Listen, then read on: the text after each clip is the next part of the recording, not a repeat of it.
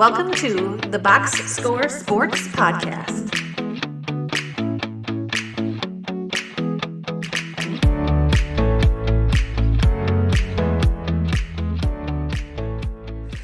Speaking of who they play next, let's get into that series. The Pistons and the Knicks, they're heading back to Little Caesars Arena. Pistons are down 3-2. Man, I got a lot of notes on this series. I'm kind of curious, what are you seeing in this series, even this past game? Yeah, you have to be really encouraged as the Pistons. Like, they have been in all of these games. They're resilient. You see the youth or the inexperience in a few of these. But it's really impressive from a Pistons point of view that the Knicks were supposed to be kind of this juggernaut, free Mm-hmm. seed, high hopes. Right. Again, I thought for sure Madison Square Garden, Game 5, that Mm-hmm. this was going to be like one of those. All right, we're going to keep it close, and then a guy hits two or three threes, the place goes crazy, and you're like, well, you know, we kind of got the raw end of the deal in Game 4. Good season. Let's get ready for next. But they just kept plugging along. The physicality, the attention to detail, they've kind of cleaned up things, or um, I don't want to say figured out, because the Knicks have played quite dumb in some of these games. Sure. But compared to what they have, they've done about as good as you can ask of having a game plan, sticking to it, and trying to adapt. Duran's limited in this series, but he's plugged in, and the dude's a beast, especially inside. So I would say I'm disappointed with the Knicks, but I don't want to take credit away from the Pistons, because to stay in these games, especially on the road in Madison Square Garden, for a team that hasn't been here is really impressive. Yeah, I agree. So there was two moments watching the series that I thought, okay, the Pistons are finally done. Like the youth is showing, whatever. Well, there was three. When the Knicks came back, had that 21-0 run, I think in game one. That was when you're like, okay, this team is just game four, even though the Pistons lost game four, they were down like by 14 or 16 points. I think it was in the first half, and they came roaring back. I thought, okay, this is going to be a blowout, whatever. They came back, had a chance to win it. We'll talk about the end of that game. I do want to talk about that. And then last night, the officials were bothering me early on because I felt like they were calling really touchy fouls at times. Like some of the stuff they let go was fine, like maybe should have been a foul, but then they would call some stuff that was, I'm just like, are you serious? Duran got in foul trouble early. Cade had three quick fouls. Tobias Harris had three quick fouls. I'm like, okay, this is what's going to be happening this entire game, isn't it? And yet the resilience of this young team just keeps coming and keeps coming. And I just think that's what I'm most impressed by in this series. Cade Cunningham in the first 5 playoff games averaged 25, 8, and 8. There's only two other players in NBA history that's ever done that. You want to guess who that is? 25-8 in the first series, you said? In his first 5 playoff games. Well, probably LeBron. No, not LeBron. No, I don't know then. Luka and Oscar Robinson. They're the only two. So that's pretty good company. Asar's defense on Brunson. I did really quick math here, guys, so if I'm a little off on this, but Brunson just must hate Asar. Right now, he's shooting 18 of 55 when Asar is covering him. It's about 36% from the field, and he's averaging 12 points when Asar on that 36% shooting. I feel like Asar has kind of figured Brunson out. Early on, he was getting some foul trouble, falling for some of his herky-jerky stuff, but he seems to have kind of figured out how to guard him, and I think that's pretty impressive for a rookie. He's been amazing on Brunson. Yeah, you take your lumps. Brunson got him a few times, and I think it was part of the other, like he playing with his hands behind his back, which I get what he's trying to do, but that really slows you down when you're really, like focusing on keep your hands down, keep your hands to the side. So it kind of plays into both sides for Brunson. If you put your hands out, he's going to do a stupid thing, and if you don't, it slows you down. Um, but they keep coming, and they've overcome, like, Malik Beasley hasn't been really that good in this series shooting wise. Well, yeah. Hmm. Yeah, it's the Malik Beasley regular season versus playoffs, but they've overcome it. And just they executed better at the end of this one. Um, and Cade has been really impressive. I've never been like a Cade guy. I might have to take a loss on the Cade one. I'll still claim victory for what's his name, Franz Wagner. He's Sure, sure. still Yep. good, but not to that level. But you win some, you lose some. He just has to.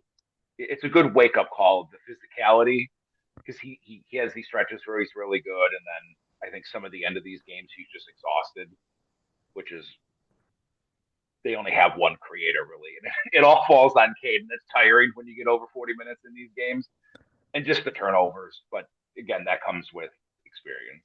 Yeah, and I think with that, when well, again, this is going to be a young team that I think in the offseason a lot of people are going to pay attention to. What do they do moving forward? I think Dennis Schroeder has helped with some of the playmaking stuff, but it still largely falls on Cade to do it. They do need another help. And just to go along with your point, I do have noted Tim Hardaway Jr. and Beasley are shooting 32 and 30% from the 3-point line. It's not great. It's not great. DJ texted me and said, "This is why the Bucks got rid of Beasley." I'm like, "Yeah, I know, man. He was like 2 of 23 at one point in this series, and a lot of his shots he takes, he made during the regular season. So it's almost like the pressure gets to him." Just one more Asar Thompson stat because I'm just loving his defense. Offensive net rating per 48 points when Brunson is being covered by Asar is negative 4.8. When it's any other person, it's plus 9.4. So that's a 15-point net, swing, which is ridiculous. Real quick, one more Piston thing, and I do want to talk about the Knicks a little bit more, but obviously being a Piston fan, I'm really excited about him. Tobias Harris, pretty impressive this series. He had that one game where he had 3 to 4 fouls really early, so he didn't really have like the points and stuff. But overall, 45% from three. He is averaging 16 points and 8 rebounds, and he's doing just enough to bother um, Karl Anthony Towns. And when we came back in game 4, he was a big reason why we came back. And he even had a little spurt after he got hit in the eye in this game where he like scored like 8 straight points or something like that. So I'm just saying, like, had a big block on a fast break. So Tobias Harris has been impressive as well in this Yeah, series. he probably took too much crap from being in Philly, with the culture there, and just being in a spot that like empowers you, has some belief, just lets you kind of do your thing. Again, we've hit on this before with the Pistons. These are None of these are great players, Right. competent players, Right. and if you have competent players with competent coaching, you can put it together, and they seem to relish the challenge of going against the Knicks, and it showed. I mean, the series should literally be over in the Pistons' Uh, favor at this point. But you go to Game 6. It'd be awesome if they win Game 6 just to force a Game 7. Get that experience, and you want to talk about pressure on the Knicks if you get to a Game 7. So I hope this goes the distance, regardless of the outcome. Just I would like the Pistons to win. I would never root for the Knicks. Sure. Right. Right. Right. Smaller market, take it to the Knicks, whatever. But even if it goes to 7, I hope the Pistons just beat up the Knicks enough. And it pains me to say that the Celtics sweep them, but you win some, you lose some again. But the Knicks have kind of like messed around with this and been stupid, which we'll get to. So I hope the Pistons cash this. Okay, nice. So let's just look at before we because I want to talk about that foul at the end of Game 4. Let's just talk about the Knicks side of it. Brunson's too good to be foul baiting, man. I have been impressed with some of the shot making he does make, and it's just like, dude, stop foul baiting. If you don't foul bait, you will be loved by a lot of fans because what you can do at 6 foot is absolutely ridiculous, I think. And he doesn't get the credit he deserves or maybe he doesn't deserve the credit because of the amount of foul baiting he does. But I've been very impressed with Brunson when he's not looking to get like the foul calls. Yeah, he's good. He's crafty. He has really good footwork, and it's just a shame that half the time, if it doesn't go perfect, he does the stupid whiplash thing and falling down, or it's distracting. He cleaned it up a little for a couple games because I think even he, you know, probably felt the pressure of this is ridiculous. What are Yeah, we right, right. doing here? Yeah, But it's a shame that that's rewarded like it correct. is in Yeah. today's game. Like some of them Unless if you're Tim are Hardaway. fouls, right? Some of them are fouls, but like just take the foul. Like you don't have to get an Oscar to get the foul, and I think that's the part that bothers me. Sometimes someone gets slapped and then they like flail in the air like they just got punched in the arm or something, and you're like, dude, there's a swipe. Yeah. So, um, so that part is extremely annoying. I would agree. Yeah. OG Anunoby, probably my favorite Nick coming out of this series so far. Great defender. He's been doing excellent on Cade. He had 3 blocks last night, which was really there was 2 of them that were super impressive. Although I was really mad at the Pistons for taking the shots they did. Like one was Ron Holland with 3 Knicks around him, and then OG comes and blocks it against the backboard, and Beasley's wide. He just hit 2 threes. Beasley's wide open in the corner. It's like Holland, just you're on a fast break, throw it to the corner, take the 3. What are we doing here? Um, but also his shot making. He made some of the most important shots in that game when it seemed like the Pistons were starting to kind of get momentum and pull away. I thought it was really Anunoby that came through, and he's kind of done that throughout this series. Impressed with Anunoby. Yeah, and it's hard to play defense Mm, on Cade or just lock in like he has to, and then have the legs, the stamina, not even get the ball that much, which is a nitpick in this for the Knicks, is you hmm. have like 5 really good guys and you basically use one to dribble all the time. Correct. Yeah, that's Um, frustrating for them. Yeah. but to do that and then put up the numbers, he hit that insane 3 that I thought like, oh my Yes. God, are the Blow Pistons it. gonna Yeah. blow I was the like, how did he make that? I was Yeah. like, wow. But you have to be impressed with that dude, because you have to have a mindset to play that role. It's not just. It seems like to the average person, like, oh, dude, go play defense. You're getting paid $30 million. Like, yeah, but it's hard to do that, and some games only get up 5 shots while Hmm. while working your butt off. So Yeah, he could be I think he could almost be a number 2 on a team, right? If like you said, why is Brunson like you got Bridges, you got Anunoby, you got Towns. Why is your offense entirely around this one guy who dribbles the air out of the ball the entire game? I mean, Brunson's really good, but he could use breaks. Like, why don't we like, hey, let Anunoby cook for a little bit. Let Bridges has shown that he's capable of it. Towns, I don't know. Towns is just so he's good. Like at the end of game 4, some of the shots he made were just ridiculous. The one over the backboard that he hit that like 32 footer. Like just it was so annoying just watching him hit those shots.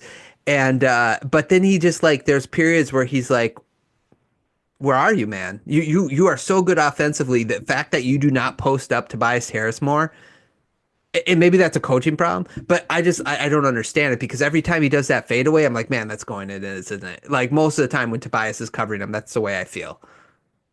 yeah, and it's just another good example of like for the Pistons, they have some structural defects that the Knicks should pick apart. Hmm. But if you trust Asar or you trust Dennis Schroeder to play 1-on-1, Brunson thinks he's going to win that, or he takes the challenge. And as good as he is, and he's put up some big numbers in this game, it's probably far better for the Pistons to have these guys try to do 1-on-1 Yep. than to just pick and pop and let Carlin. I think I was just going through the box scores. I think the most threes he's taken in a game is 8 Towns in this series. Like you would think with Duran on the floor that you would just pick and pop the garbage out of it, especially that the stretch when Tobias had foul trouble, Yep. of just like, this is your advantage. Like, you guys should just spam this, but they're not going to it. And I think even putting Tobias on it, you're kind of baiting the Knicks into, sure, you can throw it in the post, and it's probably going to be kind of effective, but it's a much better result than us trapping and the ball spraying all over the court, and then you have wide open threes in the corner or whatever. You kind of just, I don't want to say shrink the court. You shrink where the ball's going, and the defense, isn't scrambling. Right. No, exactly. Um, Anything else on this series so far? Just the end of game four. Yeah, that's yeah. I saw it, the foul at first. So when I was looking at it, I was like, in a perfect world, I would be fine with that not being a foul. The problem is what you call at other times, and then that's the time you don't call it. Like if you're just going to be consistent, and was that game two where Brunson got two of them where he like Hmm. jumped forward into the guy? Which was more One of egregious them, of a jump, though. yeah, Like both of them were yeah, more egregious. Yeah, go ahead. right. Yeah. One of them was probably going to be a foul anyhow. He didn't even have to jump forward, and the other one he like stepped in to do it. So if you're going to call that, then bumping the guy in the corner, you got to call regardless. I know people are like, let the players decide, but if you're just going to like nudge someone, and I give Hardaway credit because he didn't sell it. He could have just leaned to the side, or he probably should have just acted like someone shot him in the hip and just fallen Yeah. instead of jumping. Just act like he got tackled. That's the frustrating part. Not even as a Pistons fan, but just watching. You're like, okay, we're calling these, and then now we're not going to call it when you slow it down. In first speed, I was like, oh, I think maybe he like avoided him. Hmm. Like kind of just slid by and maybe just grazed them. And then when you slow it down, you're like, you got to call that on a corner Yeah. three when the guy he didn't even like Hardaway didn't even lean. Yeah. Um, so that's the disappointing part because you know Tim Hardaway not known as like all time clutch guy, but I'm pretty sure I'd trust Tim Hardaway to make 1 out of 3 to go to overtime, but 2 out of 3 to win a game. Yeah, no, I agreed. There's no like that's the thing is I don't want to say we would have won that game, but you lose the opportunity to win it. And I hate the phrase let the players play. At some point you have to have a line because otherwise you're letting players cheat, right? Because there's rules. You got to play within the rules. So you're letting all this go, but like you said they already set sort of a pattern that if you jump into the shooter while he's in the motion of shooting, you need to call foul. And what was real irritating was then I think the next game was the Warriors and the Rockets. And I believe it was Jimmy Butler. Somebody in the corner got bumped while shooting and they called it. And it was with like 53 seconds left. And I'm just like, and then the announcer even said, yeah, I bet Tim Hardaway wish he would have got that call. So like he got called out for it. And I'm just like, that's the part that's frustrating. I'm not mad. Like Knicks fans, it's not their fault. It's not Pistons fan. It's the NBA. It's like how in the year of 2025 that we can't figure this out that like, hey, the ref probably swallowed his whistle because he didn't want to like he would have been killed either way. Like if it's not a foul and he blew the whistle, then Knicks fans are upset about it. If it was a foul and he doesn't blow a whistle, so it's like it's almost a protection for the refs. Don't give me a last 2 minute report. It does nothing for me. Like, oh, I'm sorry, we hit your dog. Maybe next time we'll miss him. It's like, what does that do? Come on, like you know what I'm saying? Like it doesn't do anything for anybody to have a last 2 minutes report, except just make fans more infuriated. Like the NFL got it right.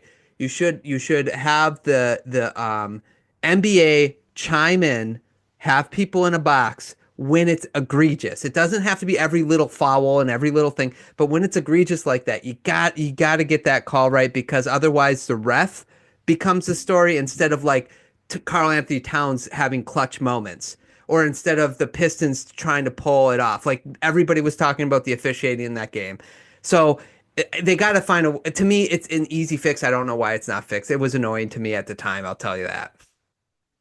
Yeah, I almost feel like it's one of those where the problem, even if you don't call that, we talked about it before. If you clean up some of the other stuff during the game, you can kind of live with it, because as long as there's been sports, there's been like blown calls, and it's going to happen, and you can live with that. But when you do the compare and contrast the whole game, and you're like, what, now, Right. now we are, and I feel like the ref. I know there's already a lot on the refs, and this is probably semi unreasonable. But if you're the refs, I didn't even know. I know the Pistons were out of a challenge because they kind of fired it into the sun. Yeah, well, that was the other thing that was annoying about that game. Yeah. But if you know that the Knicks have a challenge, then you just call it. Yeah. Call the foul. The Knicks are going to challenge it, and then you get a replay of it. And you can look at it then and go, all right, no foul, whatever, and then we can just be mad at the replay thing. But end of game, I do feel like sometimes there should be like a secondary review thing, but you kind of walking the line of where do we get between. You get some hairy situations where you're like, technically that's a foul, but not in this case. In another case, you might have one where he like just grazes the wrist, and you're like, technically that's a foul. So, and there was less than 2 seconds left, so we're gonna go call it a foul. That's where you kind of like.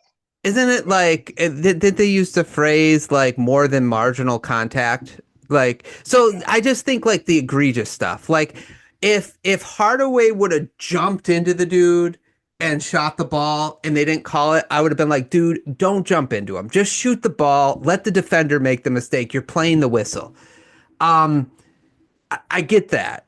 And then, but when the defender clearly leaves his feet and jumping towards him, and he bumps his whole right side of the body, it's just impossible to get a shot off. You got to call that. And that's the type of stuff I wish they would overturn. I don't want like, oh, someone's, nicks the wrist. You can tell how much of a impact it has on the guy who shoots. Like if the dude airballs the shot, then you probably are like, oh, dude, that was probably a bad foul. If he doesn't and it like goes off back rim, maybe it was marginal. It was less than marginal or whatever.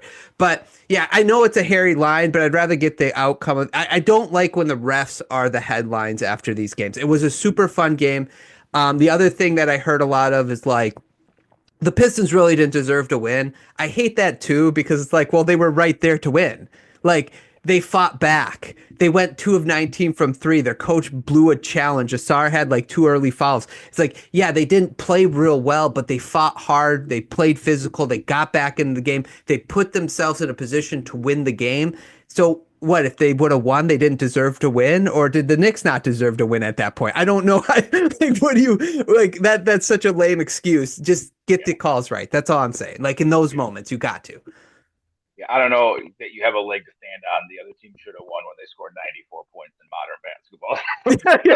Right. It's not like the Knicks ran a masterpiece out there where you're like, oh, that was a perfect game. They should have won. Right, exactly. Yeah, it's so dumb. Okay, anything else? Nope, I'm excited. I hope, the Pistons, sometimes these are hairy from experience over the past when it's your first time. Like, sometimes you go into game 6 so jacked that you're in the series that you shoot 2 for 25. You just can't control it, and it gets ugly. But I hope that it's a good game. I hope the Pistons take it to 7. Yeah, what's nice for the Pistons is they do have they're willing to use their bench. They're deeper, so they'll be fresher. It's only a 1-night break. And we know how much the New York Knicks, they play their guys down to the floor. So, hopefully that works for their advantage. We both had, just so everybody knows, we both had the Knicks in 6. That could still happen. But either way, I'm really just baffled by how awesome the Pistons have been this year for where they were last year. It's amazing. So, yeah, we'll see what happens. Okay, you ready to get depressed? Thanks so much for watching this clip of the Box Score Sports Podcast. I hope you guys enjoyed. If you haven't yet, please subscribe to our channel. Follow us on Instagram and Twitter or X. And we'll talk to you guys real soon. See ya.